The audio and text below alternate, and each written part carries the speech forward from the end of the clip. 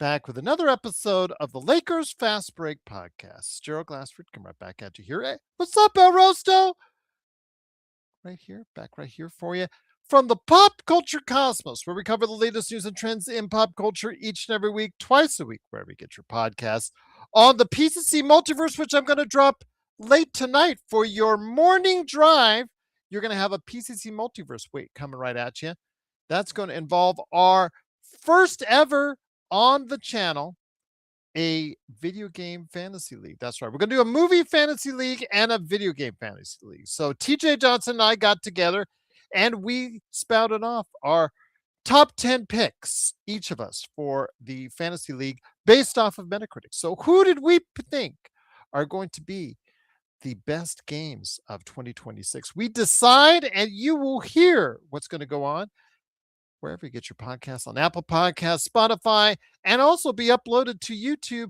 And if you're a member of the Lakers Fast Break at $2.99 a month, you will get that as well. Plus also as well, got, of course, what's coming up coming right here with Drip Show at Drip Show Shop on Instagram and Twitter. Look at the quality on this pillow right here with Kobe and Gigi. No one does it better. You've got Kobe. You got, of course, right behind me, Luka Doncic. Luka Doncic sat out. Will he sit out for the All-Star game? We'll have to wait and see. He is touch and go as far as that's concerned, but he was sitting out tonight, but the Lakers didn't need him. So that was good to see. But you see the canvas art right behind me, that quality, that detail only Drip Show Shop at Drip Show Shop on Instagram and Twitter can get that to you.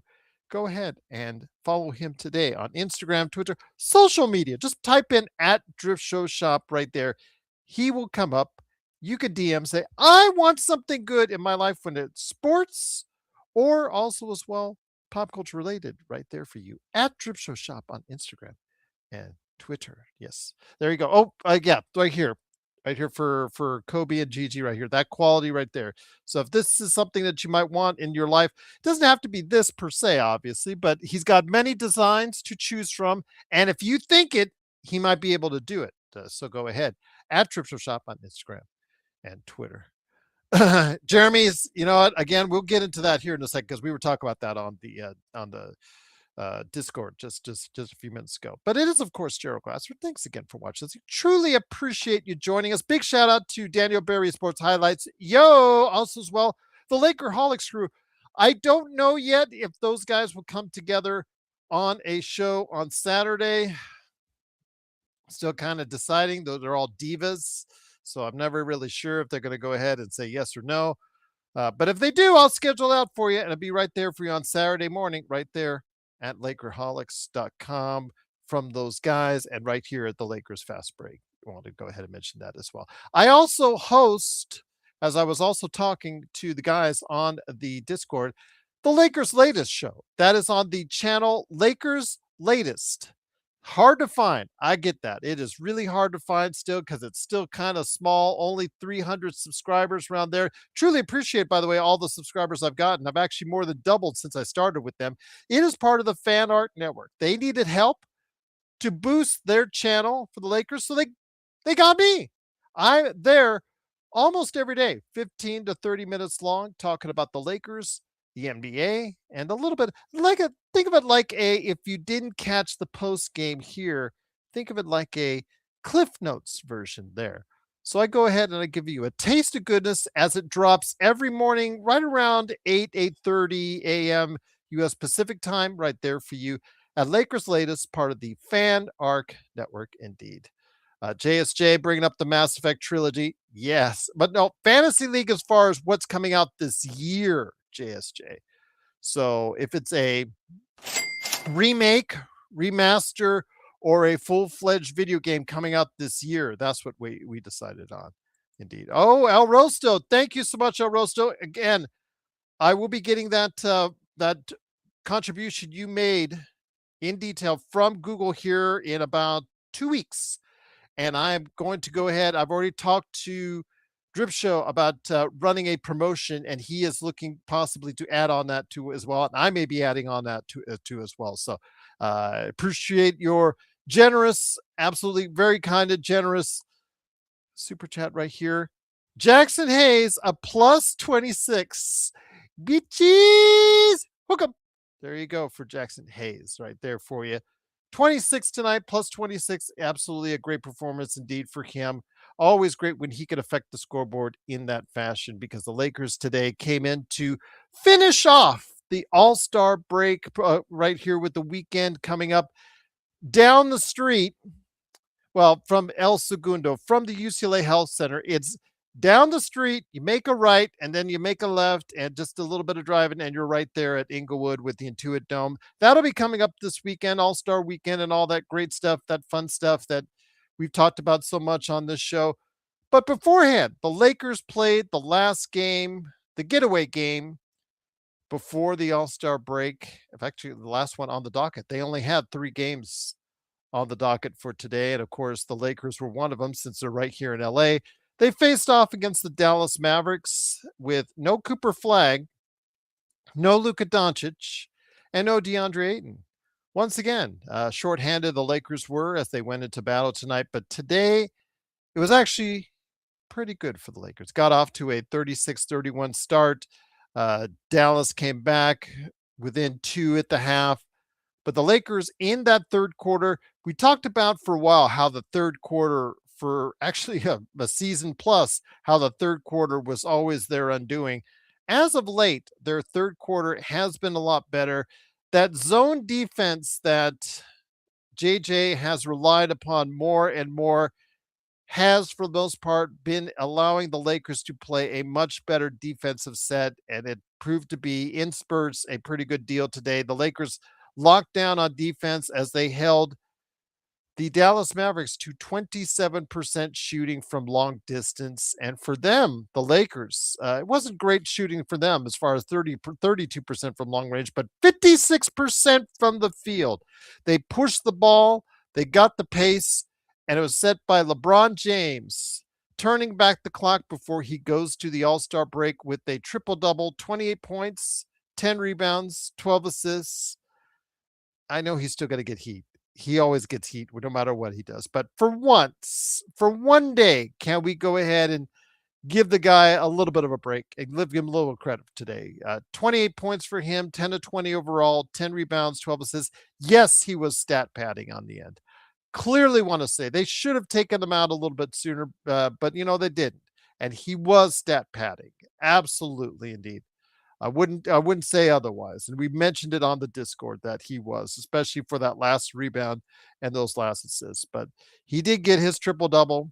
I'm going to give him credit on that. Actually, again, he set the pace early and often and should get a lot of credit for that. Rui Hashimura, he chipped in with 21, 9 of 13, very efficient shooting, 3 of 4 from 3. He is in the top 10 in three-point shooting and should be lauded for it. Jake LaRavia chipped in with 11. Jackson Hayes, 16, 8 of 10 for him. A great, efficient day shooting-wise, 16 points, 7 rebounds, 3 steals, and a block. Marcus Smart with only 9 points, but Austin Reeves, still coming off the bench, had 18 points, 6 assists. Just another day at the office for him. And the Lakers pull out a 124-104 victory. Got very comfortable in the second half. The only question was the margin, and looked really good for the Lakers in that second half to close out this portion of the schedule before the All-Star break. I'll say next quarter's game, possible losses. Yes. Well, with the Lakers, anything is a possible loss indeed. But I wanted to go ahead and give some love to the Lakers, and especially the way that they could have handled it. Wasn't exactly the kind of week I was hoping for from the team, but still, they got the victory today, 124-104. They're now 33-21. They are essentially still tied for 5th place / 6th place in the Western Conference. They're 8 games back behind Oklahoma City Thunder, who lost at home tonight to Milwaukee. So they're 8 games back in the Western Conference. They're only a game back of Houston, 2 games back of Denver in the Western Conference. I still don't think they're going to be able to reach San Antonio, who is 5 games ahead of the Lakers at this point in time. But they also got to worry about what's up behind them.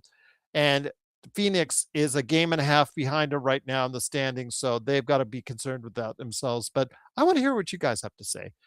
Hopefully, John Costa will stop by from Clutch Talk and Lakers Corner after he does his 3-minute report.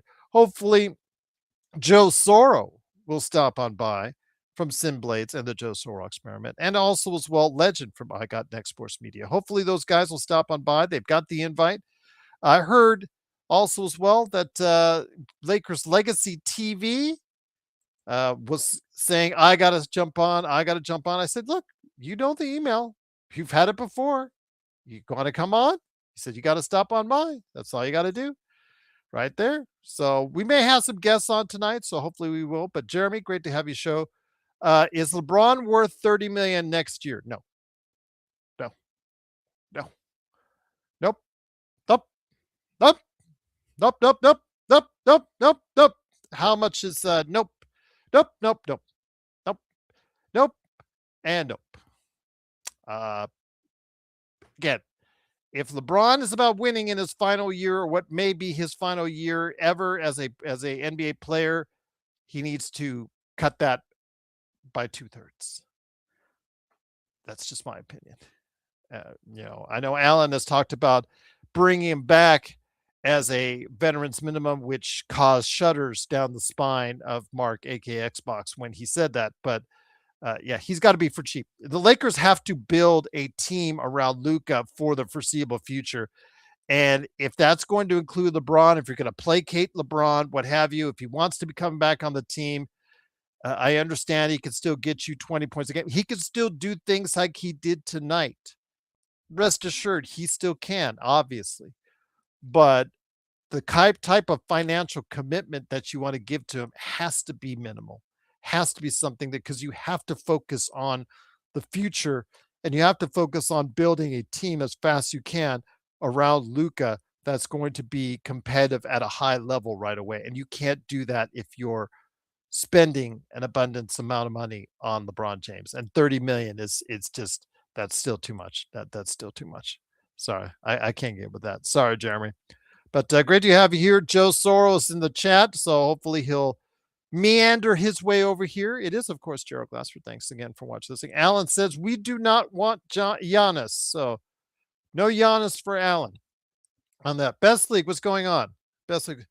Hey, G, there is a high chance he will sign with the Cavs. Yeah, I know that. I know that.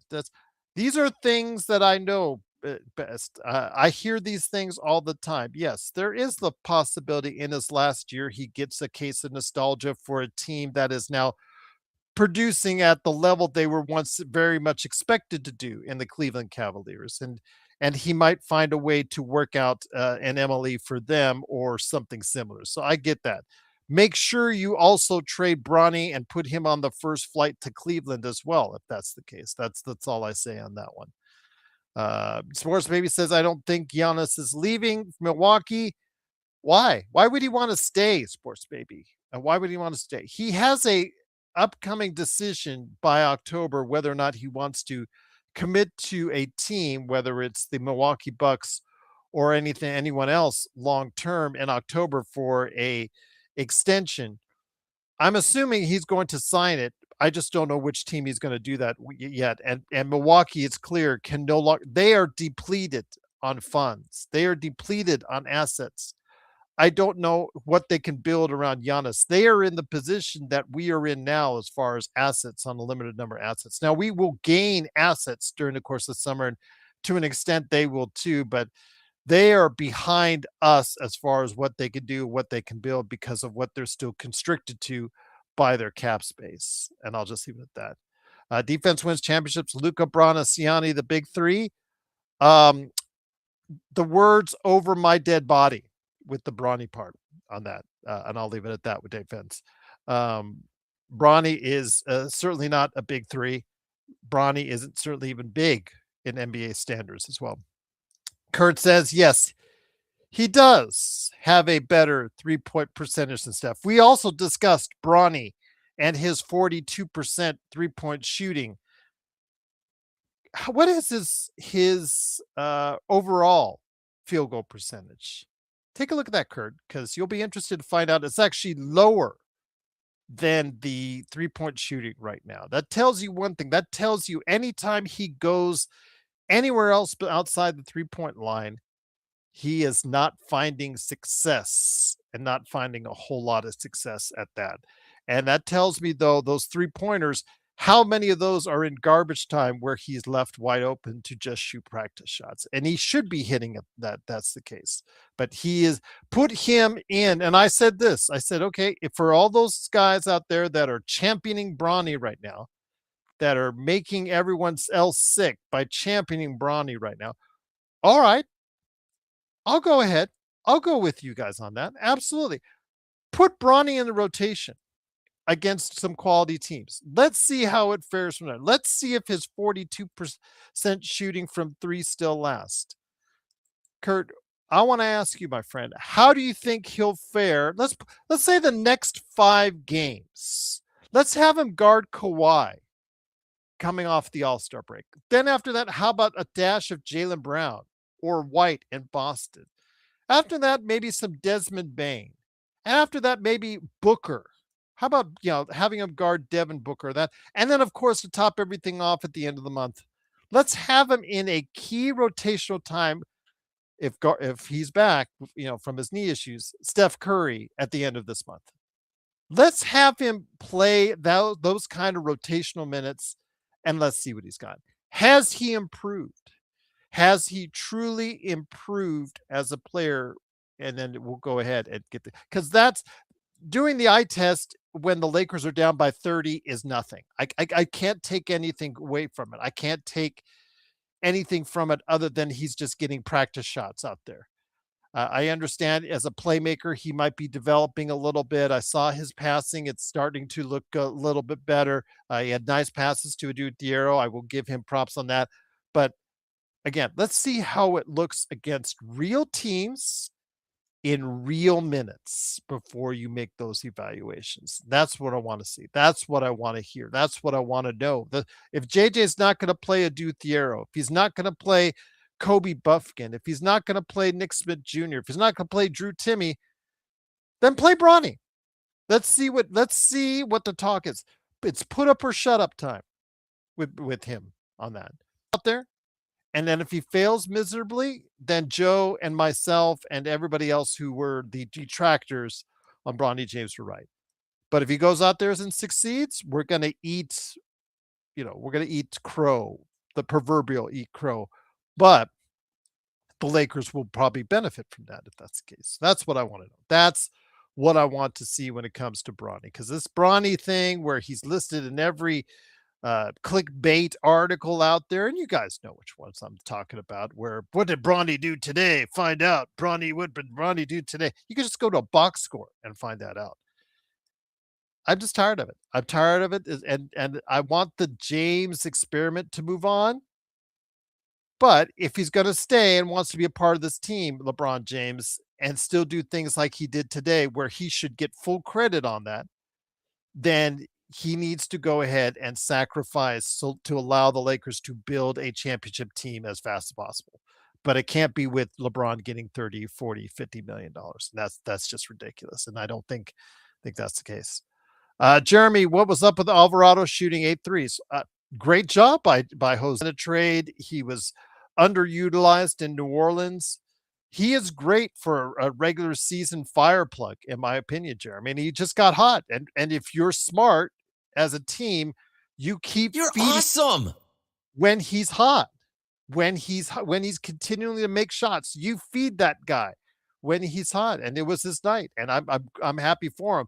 The problem is in a playoff setting, a guy like Jose Alvarado, and I got, there's someone I correlate with, a fan follower from Germany who is really high on Alvarado's playoff format. His size gets, it's a distract. It's something. I mean, Brunson is taller than Alvarado, but still very small in stature, and he gets picked on in a playoff setting. It's the first thing that they usually go after in playoff time. So please make note of it. So you have to be careful as a coach how you utilize those smaller players, especially like Alvarado is concerned. Truly appreciate again you joining me. The Lakers do win 124-104. They're in 30.